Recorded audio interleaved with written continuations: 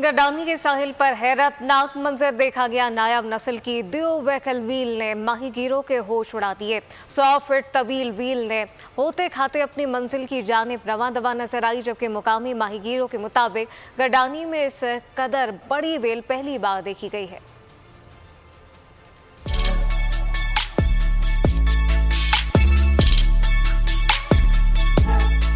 गिडानी के साहिल पर नायाब नस्ल की सया व्हेल का नजारा। देव हैकल व्हेल के अपनी मंजिल की जानिब रवां दवा होने के मंजर को माहीगीरों ने कैमरे में महफूज कर लिया। इस समुद्री अजूबे की वीडियो बोल न्यूज को मौसूल हो गई। वीडियो जिसमें देखा जा सकता है व्हेल गिडानी के साहिल पर तेजी से आगे बढ़ रही है।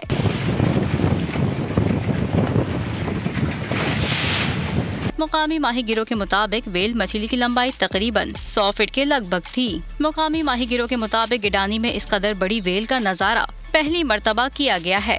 गिडानी और कराची के करीब बहरे अरब में अक्सर व्हेल शार्क नामी नस्ल का मुशाहिदा तो किया जाता रहा है, ताहम व्हेल की इस नस्ल के हवाले से अभी कोई मालूमात सामने नहीं आ सकी।